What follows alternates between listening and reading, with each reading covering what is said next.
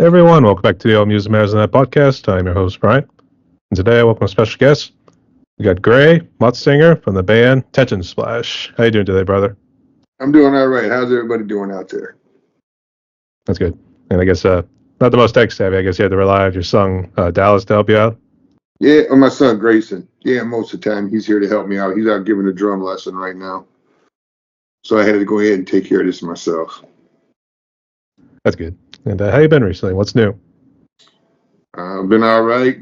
I'm a worker at Ford Motor Company, but I recently transferred over to an easier plant in Monroe where I'm just packing out boxes. So my life's been kind of up and down.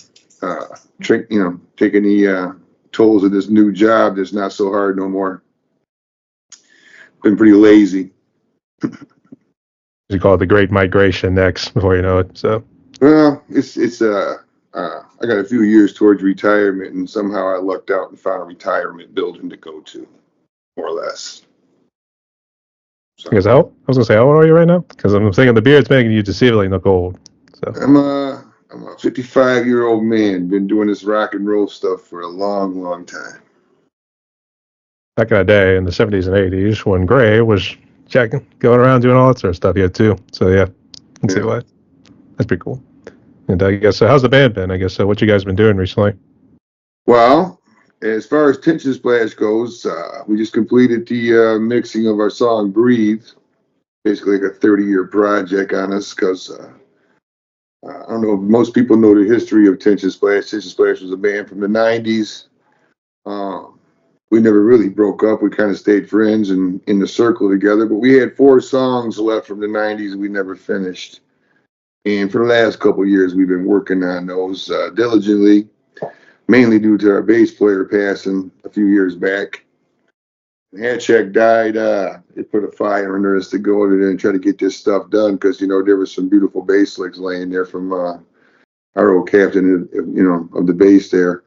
So we went back in the studio. So that's been our biggest deal lately is finishing these tracks up. And we just completed the last one back in June. We just released it on September 6th.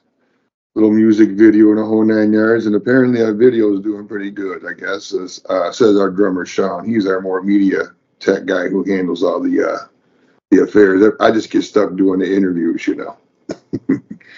But other than that, I mean, we're kind of kicking around the ideal now of possibly starting up some rehearsals. My son and filling in the bass for old brother Mike Birch Hatchak there.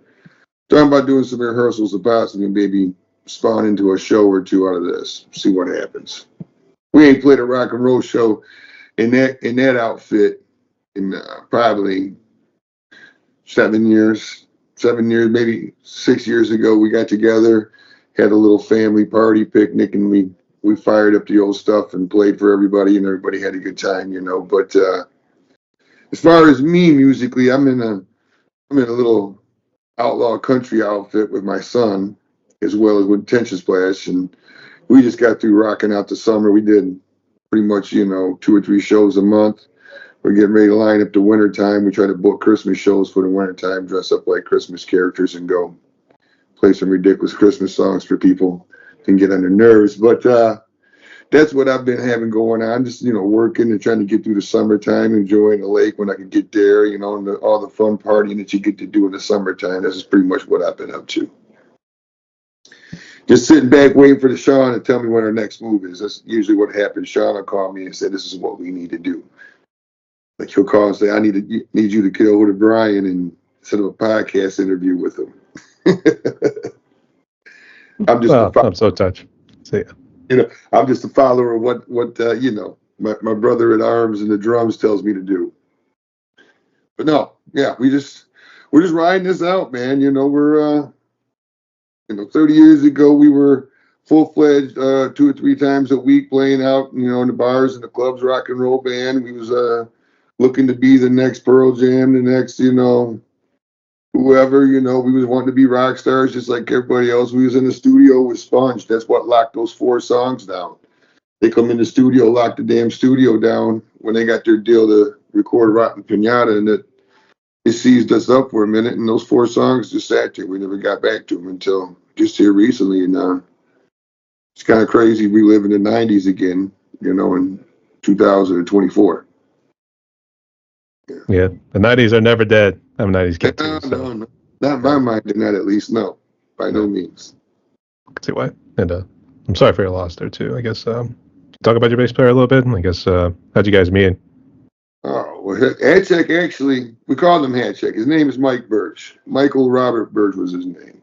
And Mike Birch he was a known musician through Ann Arbor at the time. He played in a band called Child Time.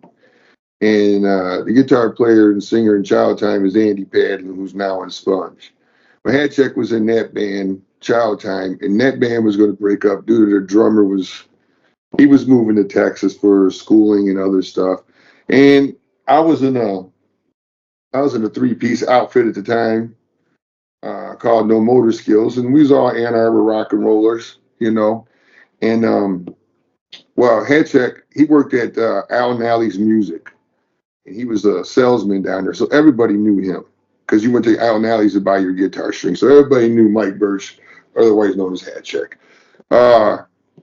So through him, he lived with my bass player at the time. So when my band was about to break up, No Motor Skills, he knew it was about to break up. Child Time was already broke up. He knew these two brothers that was in bands, and they were looking to form a new band. So he calls me up pretty much right after I'd had the band meeting with my fellas that said we were going to break up No Motor Skills, and says, "Hey man, you want to come and check out this band I'm going to form with these two brothers?" And I said, "Sure, Mike." And I knew Mike, but we weren't tight or friends or anything. I knew him from the, Ann Arbor and the, Al Nally's music scene. So I said, "Yeah, I'll come check it out." So I went over to a house over in Ann Arbor over on campus area because these two lived on campus. The two brothers did. I went to the house with Hatcheck, met him over there. The youngest brother, who was our guitar player, Nick, he wasn't there that day, but the drummer was there.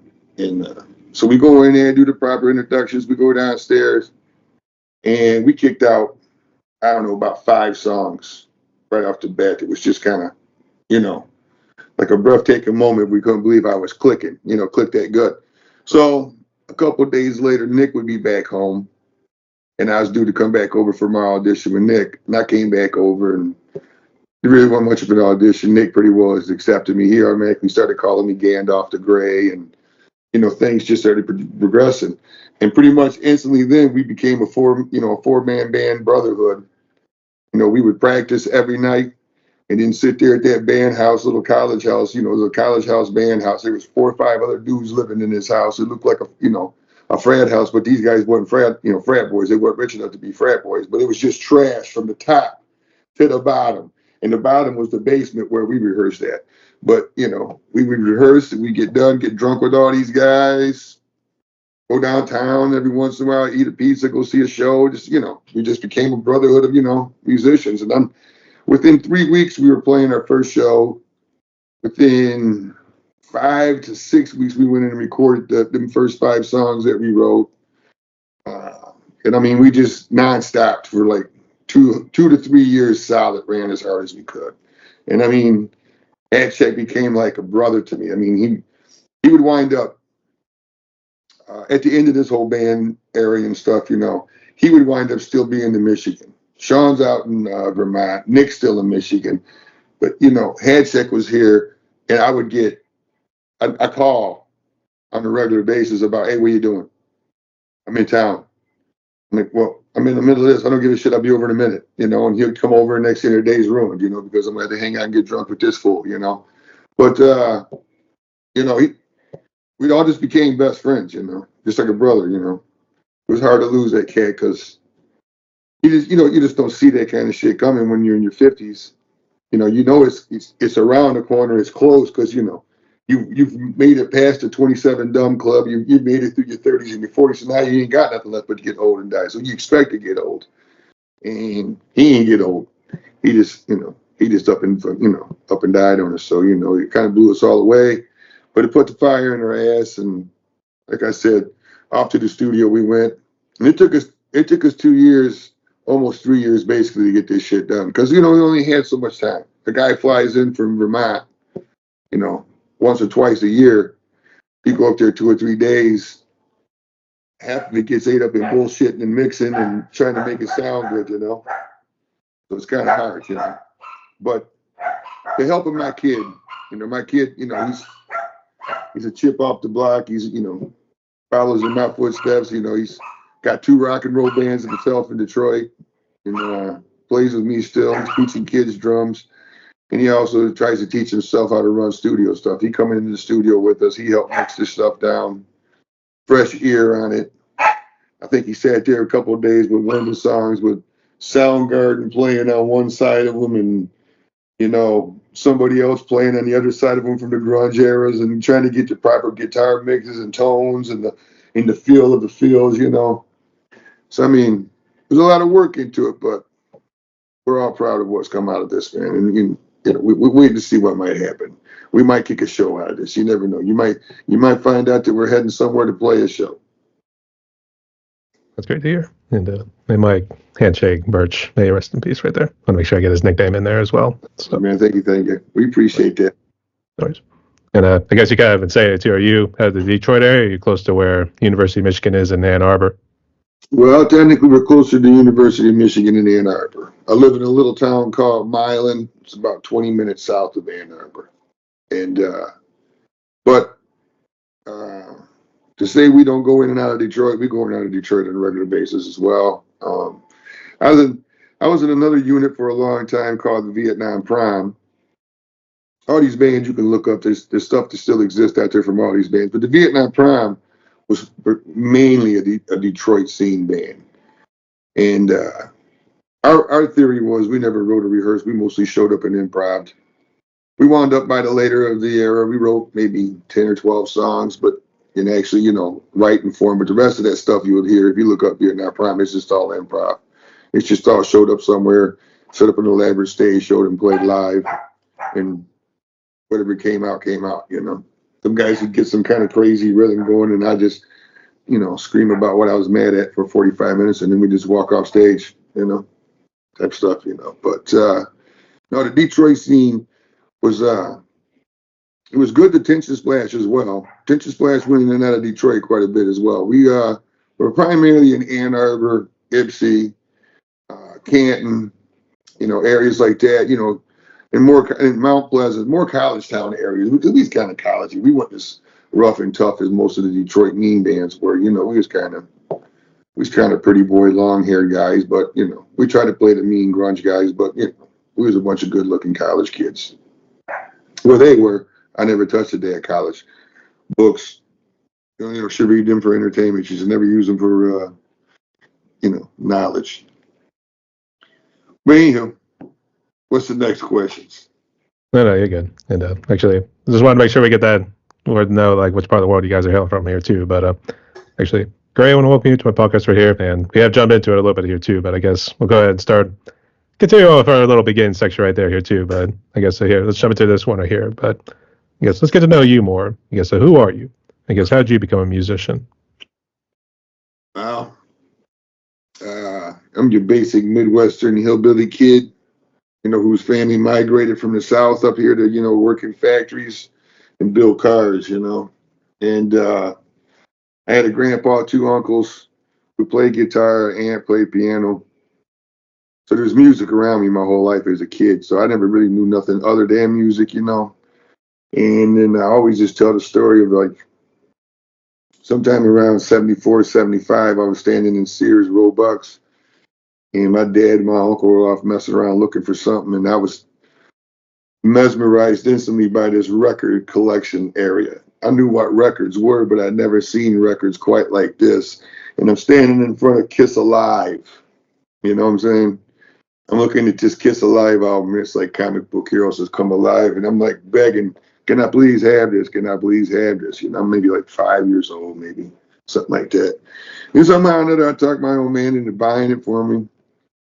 And my uncle kicks it in with, well, if you're going to get that, you need to get this. And he gets me ZZ Top's Rio Grande Mud and Fandango. And then he picks up, gets me Skinner, pronounced Leonard Skinner.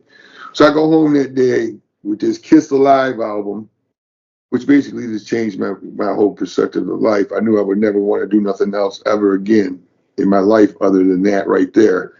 But then also, just the like, I don't know, the most genuine guitar style of music I've ever heard in my life from these other two bands, you know what I'm saying? And then it just progressed from there. He was like, this uncle was like about 10 years older than me, so he was more like an older brother to me.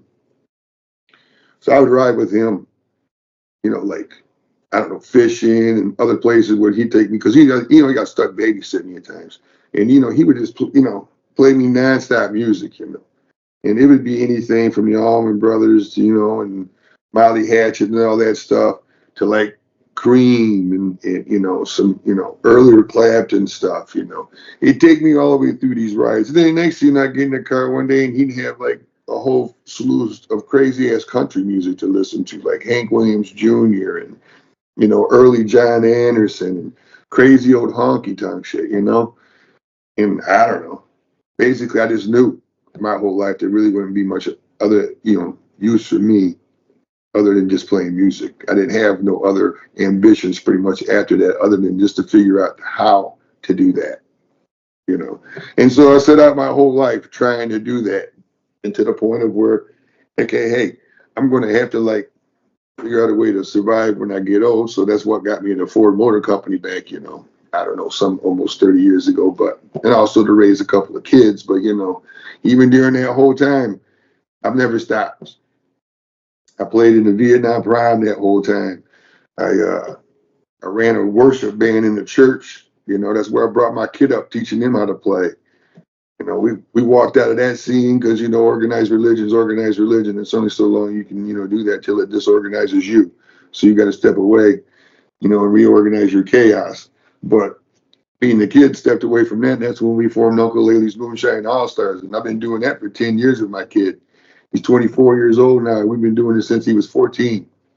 And it's an amazing ride now because he's the same as me. He's got the musician disease. He's crazy. He plays drums, bass, guitar. He can mess around on keys if you really forced him to. But he's running two bands basically. He's basically got the bug like me. He can't stop. So I don't know. Like I said, I guess it's just born in you, Like you wake up one natural day and just know you're a natural born outlaw or a natural born this. I woke up one day and I just know I was a natural born musician. I would never do nothing else but this. It would be nice if it was genetic, though. Unfortunately, I think it's all psychological, as they would say. So, Yeah. let's see why. And I guess I did mention about Mike earlier here too, but I guess how'd you meet the other members of Tension Splash, and then how'd you come up with the name? Well, Mike was the one who introduced me to the other two guys because he'd already been talking to the Field brothers. They were already talking about forming a band. So he brings them out to see No Motor Skills and said, "This is a dude I'm going to ask to be our singer." And them two were kind of like, "This dude's cool, man. It is rocking, but he kind of scary. You think he's going to join our band? I don't think he's going to want to join our band, And truth be told, I think Shawnee played in a more commercially pop rock band prior to Tension Splash. Had a girl singer in the band. They were more, more collegey, jangling pop. He still liked to rock. Don't get me wrong. Shawnee's a rocker. He's a big time old rocker. He loves him some Triumph, loves him some old metal. But he was in this little more popular band. And Nick, I think at the time, Nick was out in Kalamazoo. He hadn't even transferred to Ann Arbor yet. And so they came out and seen the show. Nick was in the process of transferring to Ann Arbor.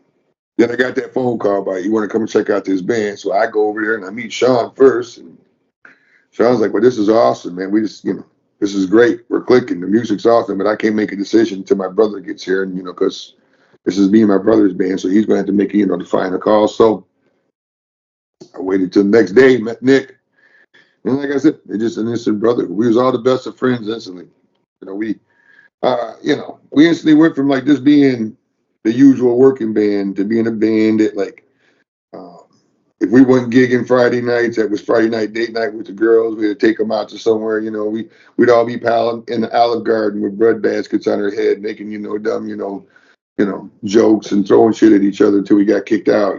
Stuff like that. I mean, we just a bunch of regular hoodlum kids loving our early 20s, and the fact that we was in a pretty successful and popular rock and roll band in Ann Arbor. I'll say it's almost a rebel personality right there. I was going to say catching a ride, but I don't think that's entirely right. But I think you get the idea. Yeah. So, and I would say, go back to what you mentioned earlier with Kiss too. I think a lot of guys have been inspired by Kiss in some sort of way, whether it was like the Kiss Alive album or any of their live albums that really propelled them, to say the least, here too. And I should do that one guy out of Sweden. That's all it does is a bunch of drum covers from Kiss, to be honest. So I mean, shout out to Bjarne, by the way. So. Oh. Yeah, that's what you're talking about. I'll send you a link afterwards. But I was going to say, did you ever see some of these groups live? I know you mentioned about Skinner earlier. I've seen pretty much everybody live. I didn't really get to see Skinner in Skinner full capacity. Skinner's been around. They're in capacity now, not even Skinner. They're just out there riding around as a tribute band. But I did get to see, pretty much everybody else. I've seen Kiss.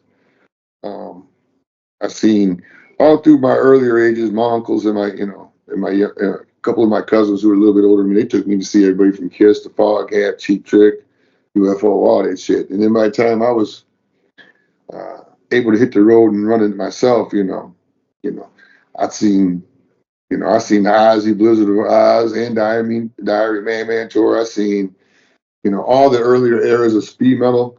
I went down to like all the shit dive bars, and seen all the earlier eras of speed metal. I've seen Megadeth, Anthrax, Exodus, bands like that, and piss floor dive bars like Blondies and Harpo's. I don't know if you know these places in Michigan or where you're from, but these are premier heavy metal places back in the day, and I've seen everybody back in the day through that scene. Slayer, Motorhead. I mean, your whole metal scene, you name it. I've seen about everybody in the metal scene. Even in the hard rock scene, pretty well had that covered. Pretty much everybody. And then when the grunge scene come along in the 90s, when we're starting up, shit, we were not seeing them. We were playing with them. We were hanging out with them. We were in the same rooms with them. You know what I'm saying? I mean, it was not uncommon when that first started that, I seen Nirvana 2 times at the Blind Pig. The Blind Pig was, downtown Ann Arbor's little, hole in the wall, little, punk rock blues bar. Underneath it was a bar called the 8 Ball. They were connected, by stairs. It would go up and down. I'd be in the 8 Ball throwing darts. I'd just sneak upstairs, see who was playing. I seen Mudhoney, Nirvana, Alice in Chains, Pearl Jam played there, Over at the Heidelberg, it wasn't uncommon to see Babes in Toyland, Helmet, Clutch, all these other bands that come through this other bar at the Heidelberg over in Ann Arbor. We'd seen all these guys. We go to Mount Pleasant, do shows with Mustard Plug, Big Angry Fish, Workhorse Movement, who turned into Dirty Americans. That whole scene, started around us and at the ass end of us. So, I mean, I still go see shows. I ain't missed nothing yet, man. I go to a show on a regular basis still. I'm sitting here right now contemplating the set of tickets I got to buy. Nick Cave tickets when I sell. Goddamn it, I got to get Nick Cave tickets, man. So, I mean, these are all people I've already seen, but, that's all I do. Like I said, I eat and think and thrive music. So is my kid, my wife, my whole family is pretty much who we are around here. The joke at my house, you can't sling a broken guitar string without knocking a guitar or something over in my house. Yeah. They hang on walls, they sit in corners. The basement's full of shit that we don't even use, and then everything we do use, my garage took it up with a trailer with a full PA and drum sets, ready to go to the moment's notice to play. We'll say you're turning into a Rock and Roll Hall of Fame here pretty soon. So yeah. I wish, but I've been there. It's a good time too. Same here. Yeah. Actually, I do remember because I used to play cello way back in the day. We actually did some songs. One was actually Kansas Carry On Wayward Son. I also did Queen, Bohemian Rhapsody. I was trying to remember.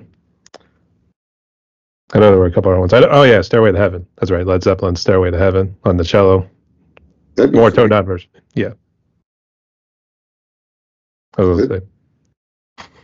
Play that on a cello. That'd be nice to hear. Yeah, it was.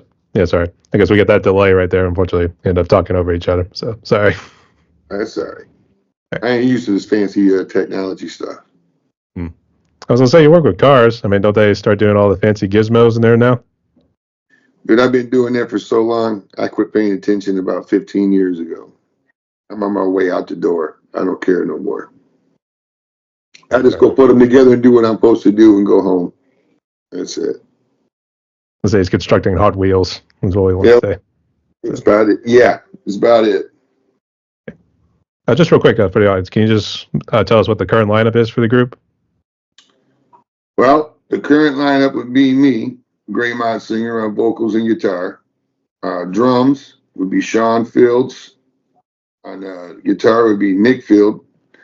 And then my son, Grayson Motsinger, will be filling in on bass for Mike Birch. That'll be known as Hat Check. Yeah. All right, that's pretty cool. And just real quick, who would you say was really your biggest influence? Because I know you mentioned about all these classic rock artists. Because was there a particular one, or would you pretty much list like all the above? Man, I'd have to say all of the above. It went from being into Kiss and Alice Cooper, and then into the aspects of the Southern fried rock, and that whole era stayed with me. But then there was the whole eras of Zeppelin and the Sabbath and the Pink Floyd, and then there was the nights of going to bed listening to L.A. Woman and the Doors, hours on end. Then come that whole '80s era, man, when there was that crazy little mixture of new wave music and kind of stuff like that led into like early eras of punk rock, and the punk rock stuff that crossed over with speed metal. I mean, I don't know. It's just been a whole great ride of music in my life that's just kept me inspired my whole life, I should say. You know what I'm saying? It's like I'm inspired now by like I listen to a lot of outlaw country stuff now because that's what we play in the Moonshiners, and there's some younger groups in this stuff that blow my mind because it's like you obviously listen to metal and the Replacements and punk rock bands because that's how this music sounds. It's country, but it sounds like you wrote this from, the basement of, your room listening to Motorhead or the Replacements or the Dead Kennedys because it's got an edge. It's got a feel to it. It don't feel like normal country. So, I mean, it ain't like that young bubblegum country neither. Ain't what I'm talking about. I'm talking bands like Turnpike Troubadours, Old 97s. These bands ain't that newer. They've been around, but I'm just saying that kind of music. But yeah, I don't know. I just stay inspired by constantly changing, looking, staying interested, always listening. I'll say it keeps evolving. That's probably the correct terminology. Evolving. Yeah. Yeah, I can see. But I guess getting into the hard topic here of COVID here too. I guess go ahead and talk about it here a little bit too. I guess how bad was COVID for you, family, and then music wise with Tension Splash? Well, like everybody else, it laid us up, around here for a few months, locked down. But when the lockdown, well, Ford Motor Company pulled me back out of work. We was down for a couple of weeks, and then they pulled me back into work. And then, so the whole up and down ride of COVID, that first wave came in, hit, everything was closed down, and it was still kind of closed down. We really weren't allowed to do too much. It was, not, no shows going on, nothing like that. Well, Tension Splash, we were still working behind the scenes on that stuff that we had going on. So that hadn't really changed with us. But with the Moonshiners, my little cover band, we was kind of shut down, obviously. When COVID really hit and shut the town down, we were scheduled to play St. Patty's Day, and it shut us down, right? So this is kind of funny. So we get shut down for St. Patty's Day, and then we roll into that whole scene, with going through the COVID shit, blah, blah, blah. They pull me back to work. So I go back to work, and we're rolling around, we're hitting people up, trying to score shows for the Moonshiners outside and stuff in the summertime. And it's semi working. There's a guy in town was letting us play some. Hey, my dogs are killing the kid just came home, so don't kill him. But there's a guy in town who was letting us play some outdoor gigs while he served some takeout dinners. So we was pulling that off with the moonshiners. And then about the end of the summer, man, I blew my damn neck out at work and got laid up and had to get neck surgery. So I was laid up for like 8 months. So during COVID, everything shut down. I'm laying around the damn house anyhow. Couldn't even play, man, because my left side had shut down from this. I had disc had dropped down and pinched my nerve, man, and shut my nerve off. So I couldn't move my hand. Anyways, I'm laying around waiting to get surgery. Still working on planning stuff. Still working with the tension splash and stuff. And then I get my surgery. That's like in the following March, right? So like almost a year, I get my surgery. And you're threatening to, to start letting stuff open. Okay. So I get my surgery March 3rd. And Doc's like, when I do this, man, you're going to instantly get your sensation back. You should instantly start being able to move. I'm going to want you to start doing this. You're not going back to work for like another 3 or 4 months. He's like, but I'm going to need you to start this and that. No lifting, no craziness, but I need you to get up, move around, and this and that. I said, well, if I can start doing it, moving, I said, how soon can I play? He said, well, I don't guess whenever you think you're ready. As long as you ain't lifting no heavy stuff. I said, so like about 2 weeks, think I could pull it off? He said, sure. I said, great, because the town's talking about having us come back and play St. Patty's Day to reopen the town. Seeing how we didn't get to play the year before, we're going to come back and do it now. So we went ahead and booked this show. And we went down. Everybody had to do all the work. I went out there, sat down on a little stool up there in the front. Told everybody I just got out of neck surgery 2 weeks ago, but here we go. And we played our usual 3 sets out there, rock and rolled it out. And basically what it did, it kicked our little town off to where every Friday night and every third Thursday during the summertime, we got a little concert down in that area where we did that concert at.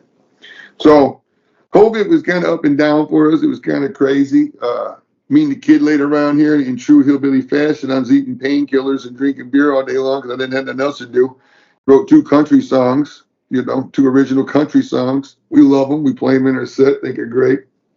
So COVID, yeah, it was bad because we couldn't do what we usually do.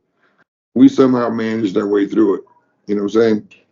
But the Moonshiners, we're primarily, come to summertime, we're an outdoor band anyway. So come that following March, man, we did that first show.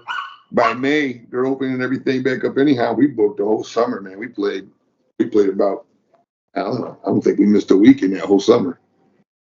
It was a pretty good summer. Yeah. So yeah, All right. it messed up some people, but it didn't really do much to me. I'm kind of persuasive and ambitious. And sometimes lazy.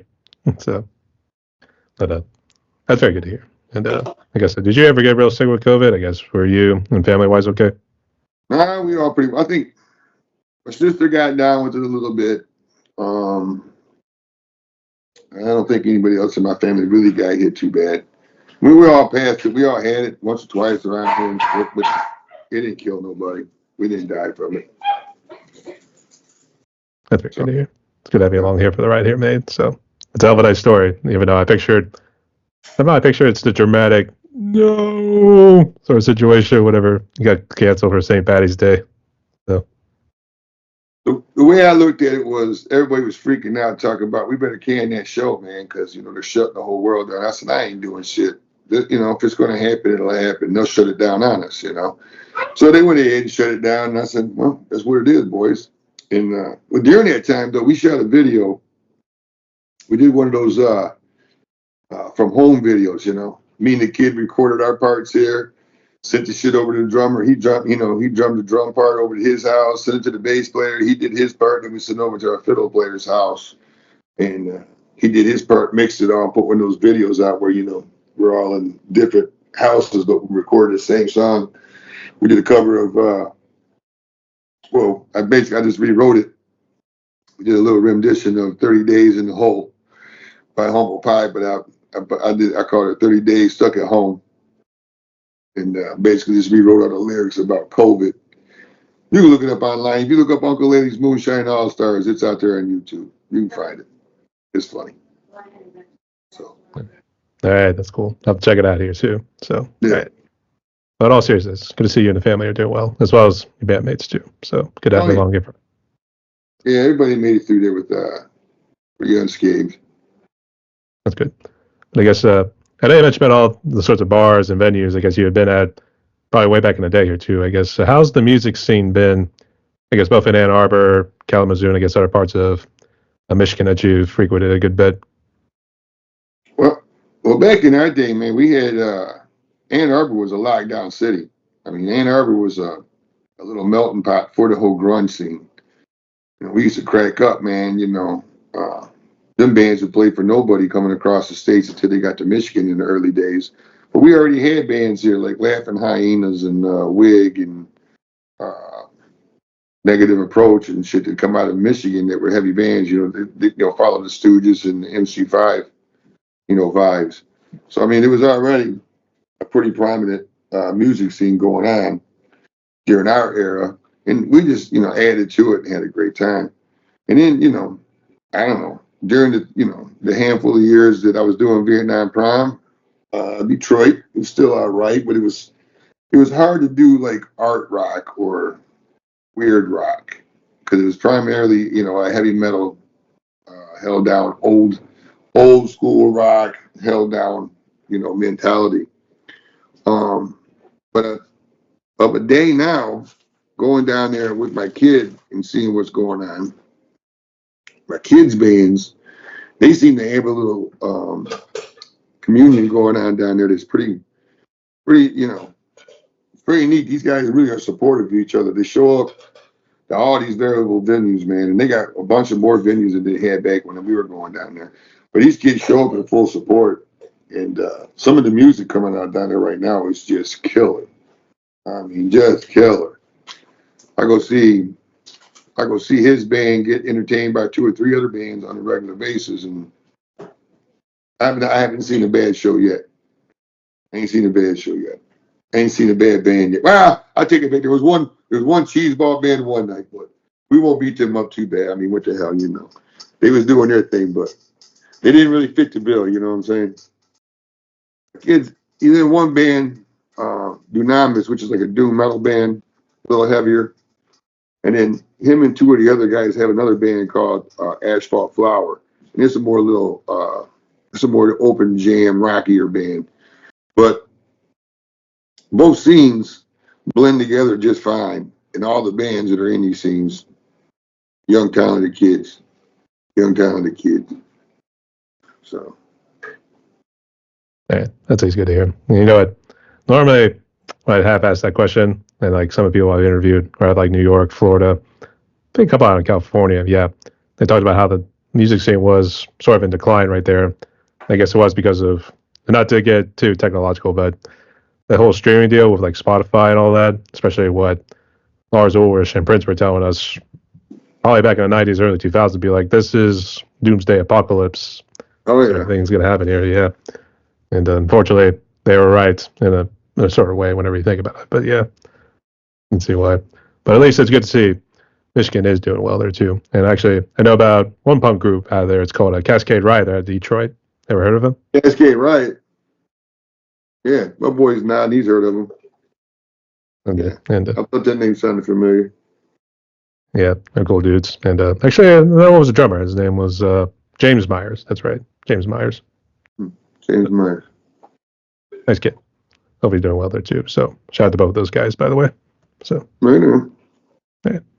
But moving on to the next one right here, I guess. What gear do you guys use to make the magic happen? I've always been old traditionalist.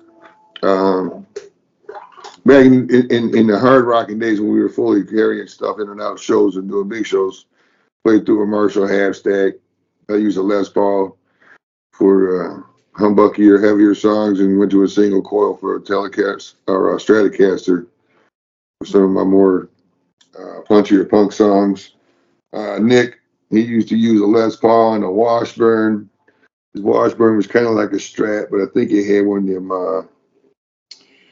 hot rod phaser pickups in it where you could flick it and get a different tone out of it. Sean was your basic Tama drum man, but he'd go through cymbals on a regular basis, beat the shit out of him. Head Check had every bass known to man because he was a Fender rep over at Al Nally's music store he worked at. He was a Fender rep. So he had about every Fender bass you could imagine. And then he also had, he was using these Parker basses for a minute. And he was a fan of Harkeys. Like I said, me and Nick were Marshall boys, and he was a fan of them Harkeys, that 410 little deal he had. Basic stuff like that. And I'm pretty well still running the same stuff now. My kid runs the same stuff now. He runs a Fender Twin. He basically runs the same setup as a Dwayne Allman or somebody like that. And he goes back and forth from a Les Paul to a Telecaster. He does a Telecaster for his country twang, and that Les Paul he uses for that heavy, solid jam band guitar rocking. So. I was say your son kind of carried on Mike's legacy with playing the Fender bass guitars, yeah. So. Well, we all stuck with some Fenders for a while. Ain't nobody gonna give up no Fenders. Mike set us all up with Fenders. Hell, he got me. Wonder what my kids got it now, but he got me one from the custom shop, only 500 made in America. He got that for me, so he pulled that deal off in Al Nally's with a couple little number slips on some sales tab, and I was at the door for about $850 as opposed to $1,500 that it was labeled. And we got that. That's still the axe I would probably use if we went back out, played some Tension Splash shows. I'd be on that again.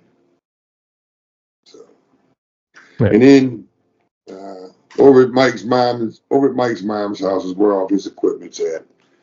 She ain't let none of it go yet because her heart's broke. It's all in her basement. But his brother said, we got one of these shows going, we'd come over there and get a bass for Grayson. I mean, we got basses laying around here, but we couldn't go do a Tension Splash show without using one of Mike's old Fenders. So. He's a good man. All right. Continue his legacy, to say the least. Yeah. Too. So, good man. Right. Actually, do you guys do the whole production things yourselves, or do you go to a studio in your neck of the woods? We went, all the stuff that was done for Tension Splash was done through the Loft Studios over in Saline, Michigan, right over here in our neck of the woods by Tim Padlin.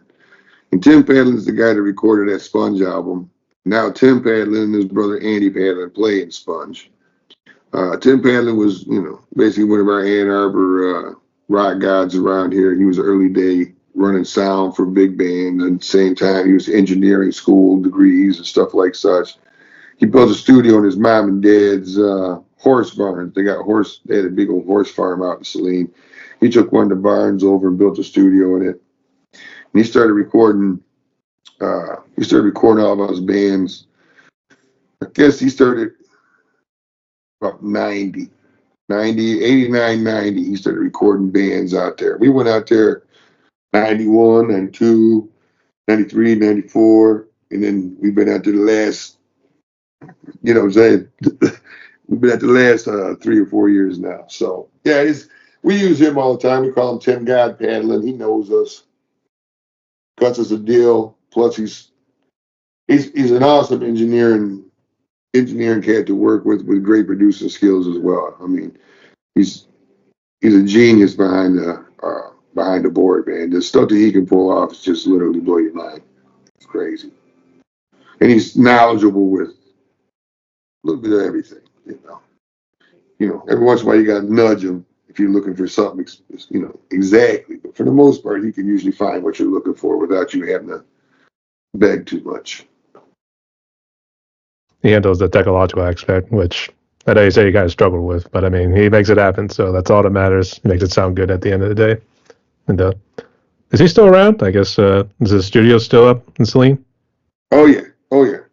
Yeah. He's still. I mean, the last Taproot album, some of that was done and worked on out there. Tim still works on all kind of people's stuff. I think he did the last Ted Nugent thing. I think Nugent flew him out to Texas to do that. Then he came back and mixed it there. And then he's done Cheap Trick up there. He's done some Sad Boy Brown stuff up there. He's went back over all kind of ancient, rock people who's remastering stuff out there. He's done all the Sponge stuff out there. Um, I can't keep up with what actually he's got going on out there because I only go out there when I need to. But I mean, yeah, he's still constantly busy and working. He was working on the last time we were out there. He was working on making these crazy videos for one of them sound chairs. You seen them crazy sound chairs? It's got the built-in speakers in it, and so like when you go, it's supposed to be like the up-and-coming thing for theaters and concerts and stuff. So he had one of these chairs bolted to the floor in the middle of the studio with some cinder blocks on it to hold it in shape, and you could sit in it, and he would turn up various videos, and it would shake the shit out of you. This chair would just basically, make you feel like you was in it. Like if it was a dump truck, you felt like you were riding in this dump truck. It was crazy. So he's always working. Man. He's a busy boy. That's good to hear. Actually, I was going to say almost like an earthquake sort of style if he's holding it between two cinder blocks. Yeah. Yeah. It was a crazy little experiment he introduced us to. I do remember there was what was called an iChair, and actually, this is now when we had like the older version of the iPhones, like way back in the day. There was one that you had hooked up, and the speakers would be like on the side here, for instance, and then it would play the music coming through it. It was that whole Bluetooth or whatever it was. I think sometimes you could hook up to like a USB cord or something like that, but you would get your music through. So that's why I thought you were kind of referencing that. That's at least what came to my mind. I don't know what they're doing these days or where it's like advanced surround sound system in movie theaters, that sort of deal. So okay. That's all cool there too. Yeah. I guess here, let's jump into like how you guys create the songs, for instance, here too. So I guess even in the beginning too, when you guys formed Tension Splash, I guess even in your cover group too. I guess how do you guys normally create the song? Do you sometimes have the lyrics and then put the music around it, or always start with the music and lyrics last? Well, technically, most of the time we started with music, and then I'd come back and lyric it up. There's a lot of times, like that, like I said with that Vietnam Prime band, I used to just show up and improv vocals on the spot. A lot of times songs we could just get created that fast. We would go down and they said there was a riff playing, and right in the middle of that riff, I'd just start singing. I'd start singing stuff. Or they'd have something bottled up that I was, ready to release. And so basically the minute that we got to going on something that we already felt was a good groove and a good riff, and I could find a melody inside of it, I'd just start singing at it. And then when you knew it, we would write down pretty much the majority of the lyrics right then and there in that session and walk away with a song. We had a joke during that whole ice beer period when all the beers was coming out with their versions of the ice beer. They were stronger. We'd still pick a case of beer up and drink that at practice. We'd be like, well, shit, man, during the ice beer spell, we probably wrote 50 songs and only got 5 of them wrote down, But, I mean, we would just show up. I mean, I don't know. We was a band where music just flowed, you know what I'm saying? I'd have a riff going on in my head all the time. I was, I got a new song in my head every 15 minutes. If I had the time to sit down and write it down, or if I had a tape recorder to turn it in my head, I'd have a new song every 15 minutes. But I mean, we would show up, music would start, it would sound good, and I'd just start singing. Before you know it, it'd be like, yeah, that sounds good. Somebody write that down. What'd you say? And we'd start writing it down, and before you know it, we'd have 4 or 5 scribbled pieces of paper laying around, and then we'd combine them into a song, or we'd get that stuff, and then we'd get the majority of the melody down, and then one of them sessions we were sitting in the living room in that band house up there with somebody grab a notebook and say, Gandalf, what was you saying? And I'd start saying the words, and somebody started writing them down, and we'd write the song, and in the next practice, it'd be a full-on song. It'd be played by Friday.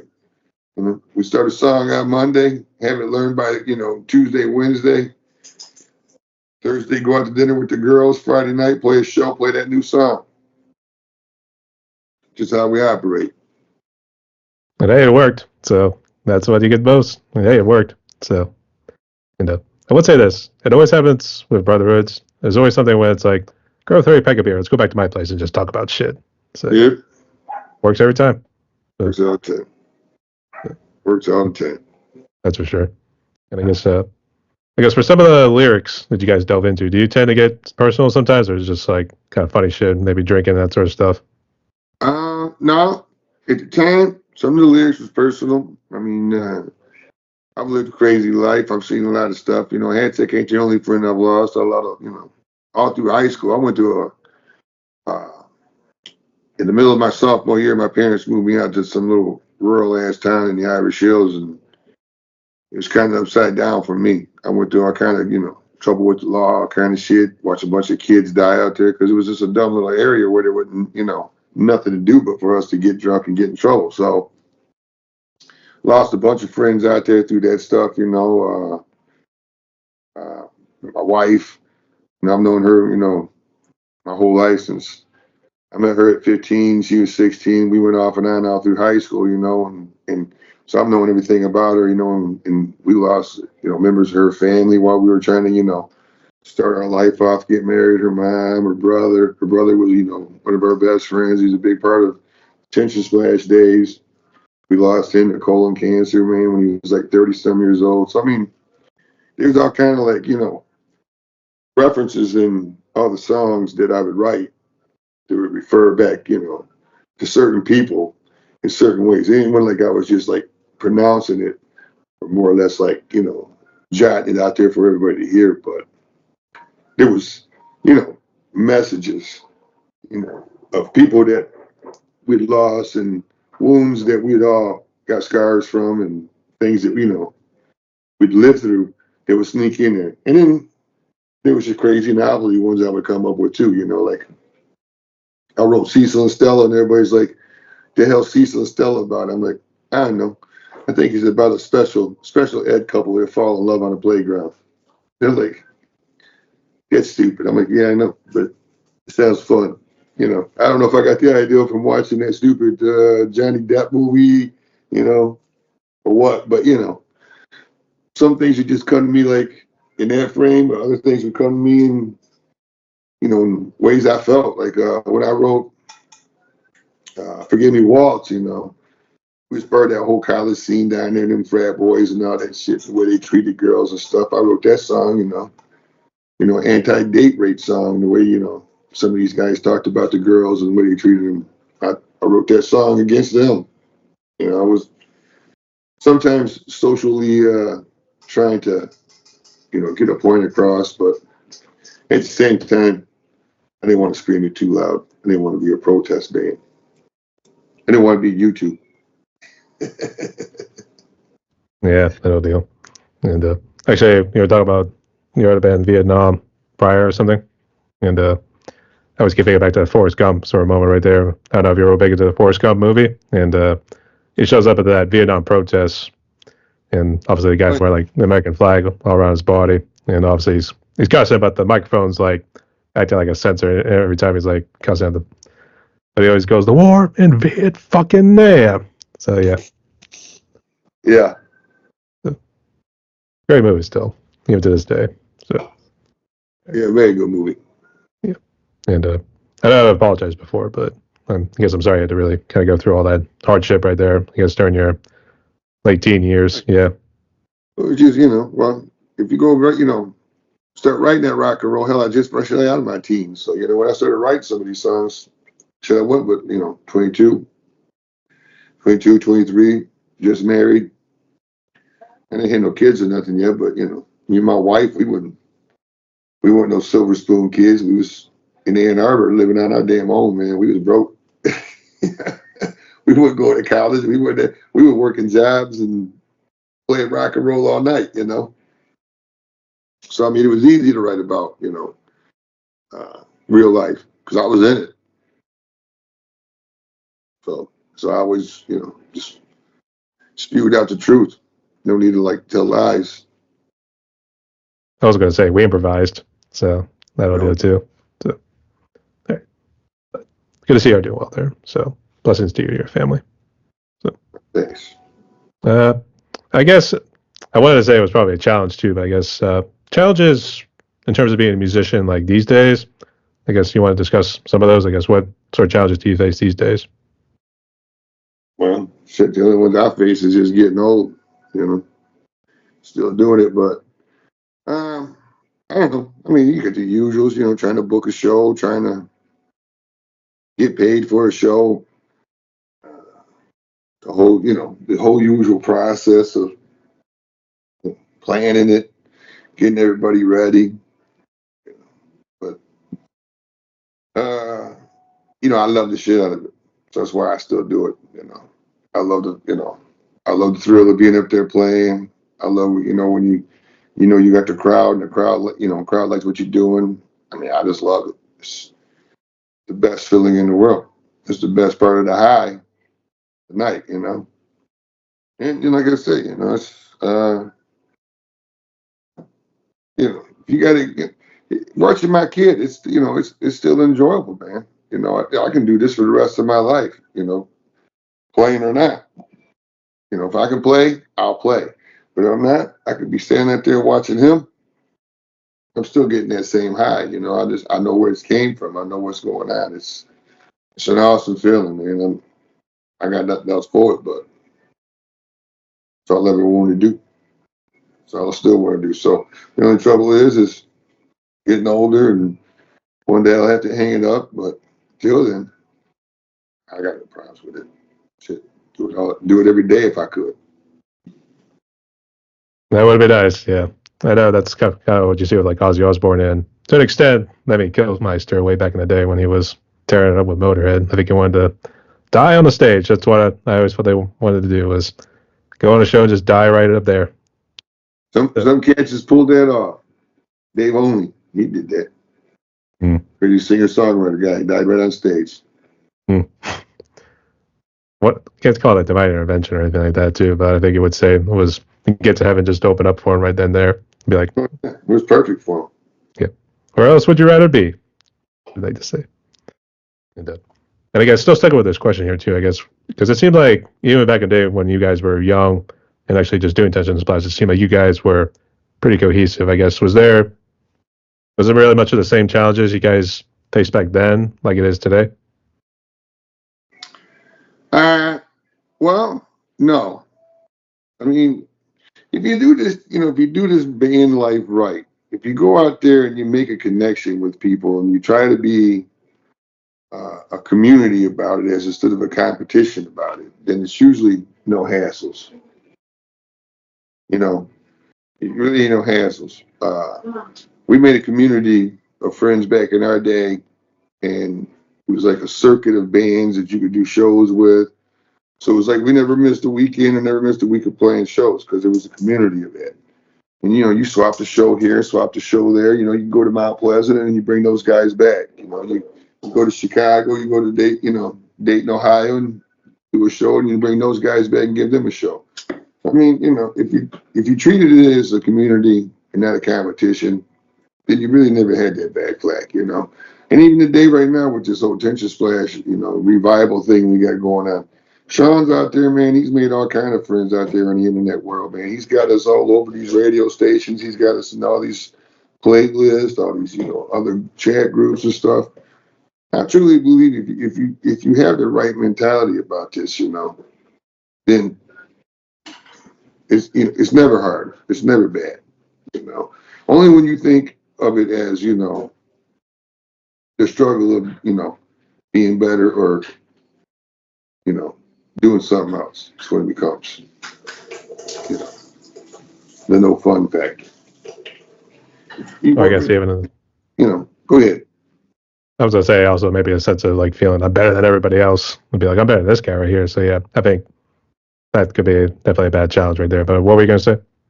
Oh, I was just gonna say. I mean, like I said, if you just keep it as a community and keep it fun, man, that's all it's got to be. And someday, hey, if you get lucky and you're a big rock star, and that's what your dream was, then so be it. The rest of the time, you just get to play music and live out your dream. You're doing all right then too. Something going right. So yeah, that'd be nice. So I guess another challenge these days seems to be AI. So I don't know if who handles normally the more tech side. You say is your son Sean? Well, Sean, he's the guy that stays on the computer for us. He's a college professor. He ain't got nothing to do but be on the computer. So, I mean, the AI challenge, I ain't really worried about it except when he sends me some goofy AI pictures that, he wants to, to be our next logo or something like that. But no, I mean, I'm not worried about that kind of stuff because I don't really feel that's going to be affecting my life because my life ain't going to be. Well, if it does affect my life, I'm making another 20 some years or 30 years hanging around. Worry about that bridge when I burn it.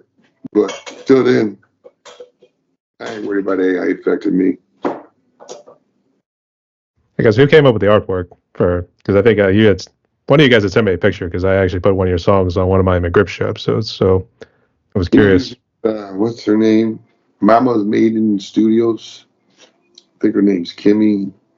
I don't know Kimmy's last name. I've only talked to Kimmy through chat. So, but yeah, I think Mama's Made in Studios is where he's gotten some of the stuff done. That last video he used some guy maybe out of Germany. I'm not sure. All I know is it was pretty sweet. Came out good. Everything he's done came out good. All the people that's doing this work for us, I got nothing but appreciation for them. It's all good.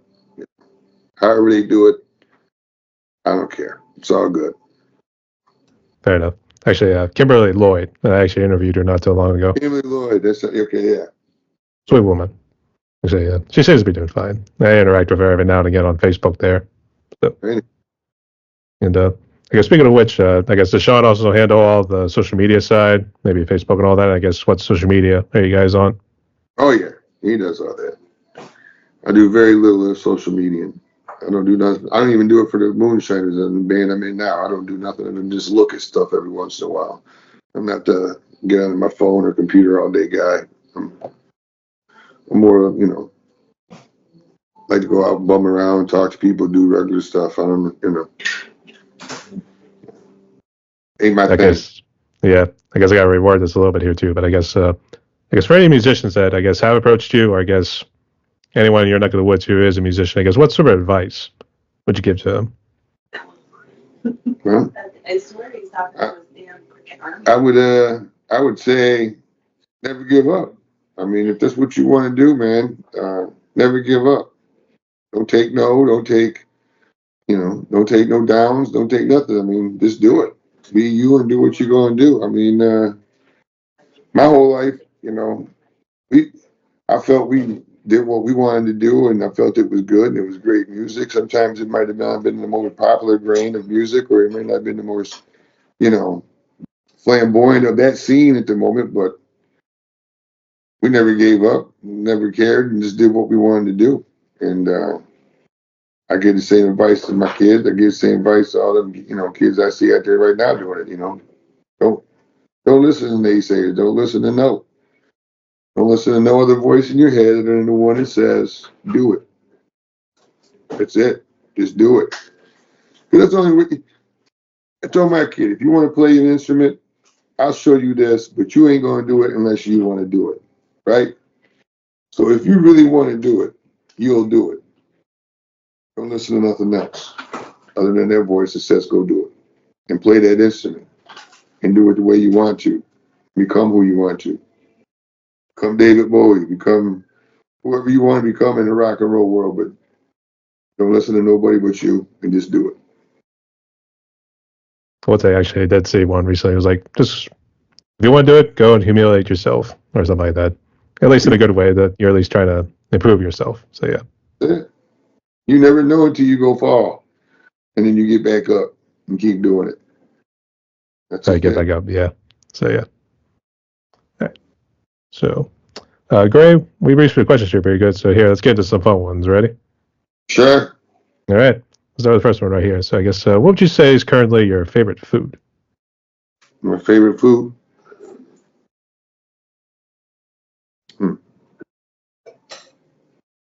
Got to be some street tacos. That's what I'm going to eat tonight. Pretty much, no. My favorite food is bar food. I love bar food, man. You take me to a tavern that's got a good greasy burger and some draft beer, I'm in. I love bar food. I love a bowl of chips and salsa that's, not Mexican made. It's made by some crazy guys in the back that call it salsa. I like a bar, we've got a burger with grilled onions that's sitting in a in a bed, in a van all day long. They didn't grill them on a grill right now. They've just been sitting there soaking in grease and shit all day long. Or you could take me to one of them, little diners where they smash a burger into some onions and shit. I love that too. But no, if it's bad for you, good American bar food, that's me. If it tastes good, that's all that matters. We do not discriminate. So. Yeah. And, actually, I do work in a bar and grill as well. We're actually a small one, and I'm from the city of Pittsburgh, actually, so we're still city. You in Pittsburgh? Yep. You a Steelers fan? And I watch it right now and again. They always give me a heart attack with all these close games they're doing, but they pull it out. That's all that matters. So I'm a Steelers fan, man. I'm here right? in Detroit. I ain't never been nothing but a Steelers fan my whole life. That's an interesting story. But actually, I would have thought you liked the Detroit because, actually, to be honest, Detroit should have won it, or at least got to the Super Bowl last year. But unfortunately, Stupid call. But what are you going to do? No, I'm a Steelers fan. Been a Steelers fan my whole life. that's pretty cool. Bleed black and gold. So yeah, we found our first Steelers fan actually. So Yeah, brother, man. Yeah. I want to say there was probably others, but unfortunately, we never went that far into sports. So I can't tell you if there's anybody else with all the interviews I've been doing. So. And I guess just real quick, what do you think of the Steelers so far this year? Ain't been pretty, but I'll take 2 wins. We're working on this whole quarterback thing, but I'll take them 2 wins. Because they better than the loss. So, but we'll see what happens on the rest this year. But I never doubt them. I stay true and blue, or true and gold. I don't doubt them. I stay right there every week. I ain't no fair weather fan. Everybody else will be sending me who their picks are and they're cheering for this. I'm like, I don't give a shit. You know who I'm cheering for? Steelers. Hey, my brother. Thank you so much. All right. You're welcome. And I guess for the next one right here, what'd you say is currently your favorite movie? That's a rough one because I don't watch movies that much. I'm not. My attention span only goes so long, so a lot of times it's hard for me to sit down and watch movies. I can't even think the last movie I sat through and watched. Killers of the Flower Moon. Oh, Killers of the Flower Moon. Yeah, we went. Yeah, we went and watched Killers of the Flower Moon. That was a good movie. Band. Oh, yeah, we watched, and then we went and seen the band's The Last Waltz. The band. It was it was in a theater last year at Thanksgiving with some extended time because Robbie Robertson died. We went and seen that. So I'll put that as my favorite movie, The Last Waltz. Martin Scorsese's Last Waltz with the band. So two Scorsese movies. Mm-hmm. Yeah, it's Scorsese. And The Last Waltz. That's pretty cool. Both of them scored by Robbie Robertson. He does that one, so yeah. That's pretty good. That's good. Actually, we had to call in some external help right there, too. I guess close to the kitchen, so they overheard you talking. That's my boy back there. My wife's back there. Yeah. Thanks for that, too. Actually, my next guess was TV show, because I know that's pretty much a big thing like these days since streaming is all good. But I guess, do you have a favorite TV show since we're on that topic? Well, I love ridiculousness. I live on some ridiculousness for quite a bit.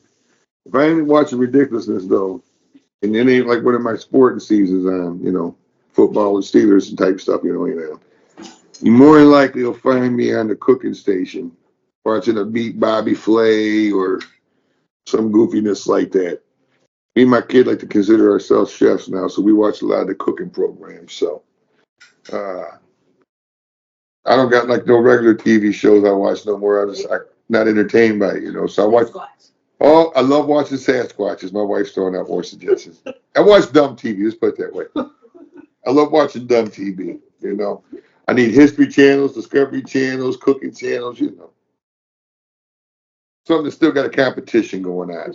If it ain't football, baseball, or hockey, if somebody runs through the woods looking for a Sasquatch or somebody trying to kick somebody else's ass at cooking. We need something. That's all that matters. We got something. Something competitive. Yeah. Something. That's it. That's what we do. Steeler Nation, gonna rule the world. So, yeah. And I did see you were drinking some Bud Light right there. So I guess was that your favorite? No, never Bud Light. Never Bud Light. Bad Blue. Oh, that was blue. Sorry. Uncle Lady's Moonshine All Stars, Tension Splash, both sponsored by Labatt Blue. Well, that's a lie. We shouldn't say that. But if they would sponsor us, we'd take it. Sorry, got the colors mixed up. I think our finger was blocking it too. Though I think when I reviewed it, Yeah, someone would be like, probably. "Oh, it was blue. Damn it!" So I didn't know if I was supposed to be putting any plugs out there or not on the podcast. So, but no, we're Labatt Blue men. It was about 3/4 of the Tension Splash catalog was written on Labatt Blue.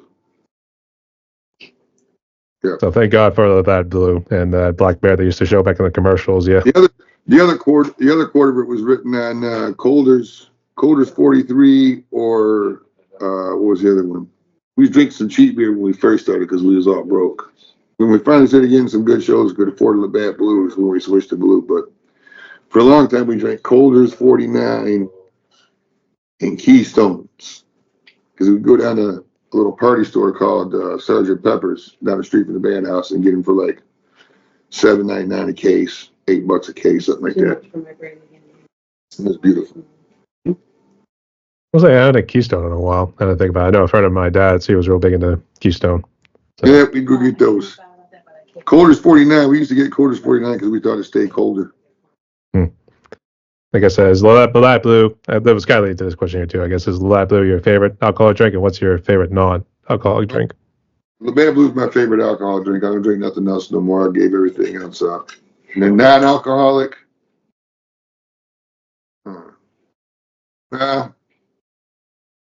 definitely. I mean, I love a Coca-Cola, I guess, but I drink water, Coca-Cola, Gatorade, I ain't really got no non-favorite non-alcoholic drink. I mean, all those are all fine. When it comes to alcohol, I give everything else up at Labatt Blue. That's good. It took many years of kamikazes. Or even like during the shotguns back in the day, poking on the side, that old drinking deal. So yeah. And I was gonna say with Gatorade, do you have a particular flavor that you like? Because I've always dug the fruit punch. I'm the orange. I like the orange ones. That's good. Actually, that's a good one too. Yeah. Yeah. I can't stand yellow for some reason. It's not like terrible. I can't do it. No. The original flavoring were just shit, man. My wife and everybody else like them blue frost ones. I ain't much about them yet. Not the frost one. Just the cool blue. I'm getting told differently. Frost are weird. Then check. I say what's it. Blue's not bad. I've had it a couple of times. It's not bad. And the last fun questions right here. I guess. What would you say is currently your favorite song in the mainstream world? And then if you got one from the indie community, go ahead. Mainstream shit. Do I even listen to any mainstream? Do I even know a mainstream song? Well, just do your outlaw country. What is your? Well, I don't even know this. Well, I guess it. With outlaw country, I've been listening to a lot of outlaw country. In the outlaw country, about as mainstream, I guess, out of that group, that scene would be. I don't know, man, shit. Well, like I was saying earlier, I like this band, Turnpike Troubadours, a lot. And so they got new stuff out. Nick Cave's got new stuff out. Loving that. But man, it's hard because I listen to so much stuff, dude. I'm all over the dial every day. I got Sirius XM, so I go from outlaw country to reggae and everything in between. I listen to Fraction Punk. So I've heard some new Lesson Jake. I'm not really happy about the new Lesson Jake, but it's still cool to hear some newer songs by them. Mainstream though, like to listen to like a regular radio station, I can't even pick something off a regular radio station. It all come off of Sirius XM, so I don't know if that's mainstream or not. You know what I'm saying? Like Tyler Childers, a lot of people like that new country kid. I like his older stuff. I don't know much like his newer stuff, but he's newer mainstream, I guess.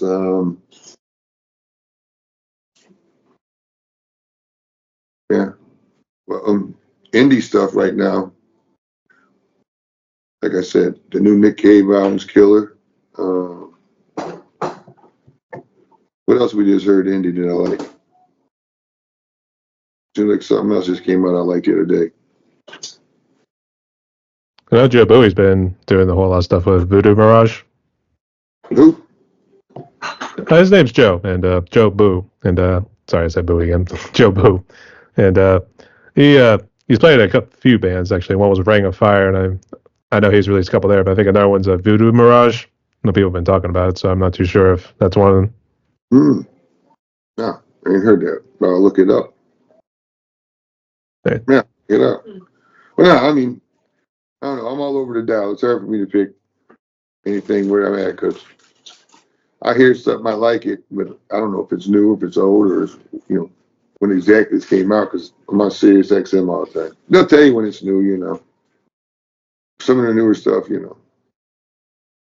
it's from older bands, so it really ain't new mainstream. It's just a new release. Surprised they don't do the Ozzy's Boneyard on Sirius XM because That's a great station. Ozzy's Boneyard is a great station. They actually been playing some good stuff on that here. Nowadays. That's my wife's station, actually. She listens to that one all day long. She'll come pulling in the driveway with this shit wide ass open.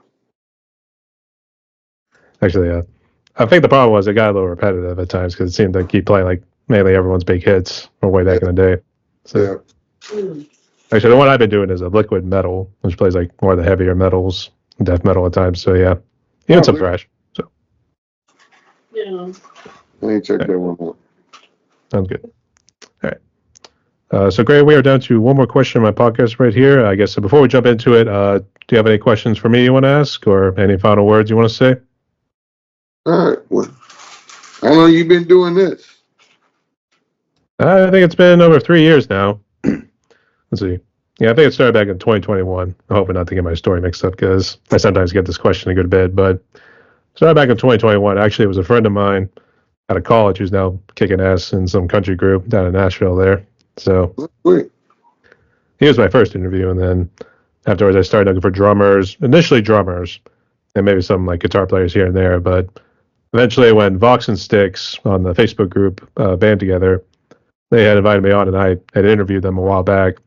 They told me about all these indie bands that they were bringing together in their Facebook group, and that's how I stumbled upon you guys, and then all the other ones as well. So yeah. Awesome, man. Awesome. You do music yourself? You drummed in? I do my own drums, and actually I do drum covers. And a friend of mine out of Texas, and I've done a couple with other musicians in the indie community. And I do one under my name, Demiurge. So. Okay.